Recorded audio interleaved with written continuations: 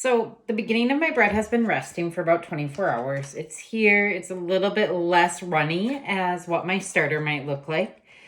I have this zeroed out on my scale, and now I'm getting ready to do the finishing steps of putting together my bread. This will probably take me about an hour total, but what I'm going to do here, and there's a lot of rest time in that hour, but what I'm going to do to this 80 grams of starter, 80 grams of flour, and 80 grams of water is add first about 450 to 460 grams of water. This water is that same temperature, 75 to 85 degrees. So I'm just adding that in. It doesn't need to be perfect. I usually shoot for 460. And because I'm a math teacher, I tend to want to get it exact, but it's okay if it's not. So I'm going to add that in there. And then what I do is I always zero out my scale again, because then I don't have to try to remember numbers. Now, typically what I do here is I add, well, first of all, you're going to add 800 grams of flour total. I typically do 100 grams of rye flour, 100 grams of wheat flour, and then 600 grams of white flour. I'm out of rye right now, and things are a little bit crazy in the world. So I'm just going to do about 200 grams of wheat. Add that in here. And again, I've zeroed out my scale so I don't have to try to remember. So I'm just adding. This ratio doesn't need to be perfect.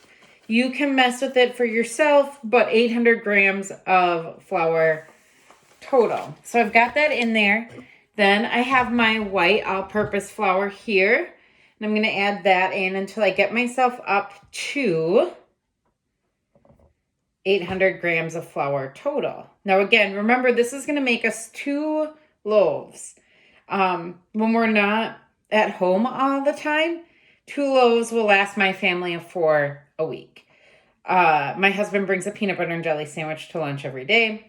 So keep that in mind. You can always freeze it as well. So that's going to bring me up to 800 grams. From here, I've got 1 tablespoon of, I use kosher salt. Kosher salt's kind of my go-to at my house all the time. So in here, I have my starter water and flour from the day before. And then I have 460 grams or so of water that is about 75 to 85 degrees Fahrenheit. 800 grams of flour total. Mix it however you want to. You can do all white. You can add some wheat. It's up to you. And then a tablespoon of water. From here, I'm going to mix this by hand. And it's easier to mix if you get your hand a little bit wet. So I have extra water in here. So I'm going to get my hands a little wet. And then I keep one hand clean to help me stir the bowl. Or not stir the bowl, but spin the bowl as I work. Because this part takes a little bit of elbow grease. So I'm just mixing, and I'm going to stay here in this video mixing so you can kind of see this process. I'm going to get a shaggy dough out of it eventually. I'm trying not to make a mess and get flour everywhere. So I'm being slow and concise, or slow and meaningful in my stirring.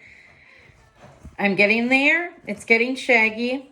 And I will show you this dough when it gets done. It will be sticking to your hands. That's okay. That's why I keep one clean hand.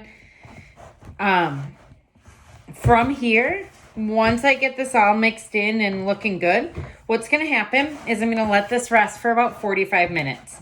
Now, often I'm doing this task at night. I usually, I shoot to do this. Well, I shoot to do it right after dinner so that I am not waiting until the last minute. But I tend to do it right before bedtime. And then I read to my kids. And then by the time I'm done reading and doing all the bedtime routine, I'm ready to go and finish kneading the dough, which isn't super time consuming, but you need to be present. So this guy's done. It looks a little like this. I'm going to leave this rest with its cover loosely on again, just so stuff doesn't get in there and that it can still breathe. I'm going to set it over here. and just let that rest for 45 minutes. Again, it doesn't need to be perfect right on that 45 minutes, but that's your goal. And then we'll revisit this dough to finish it up in about an hour.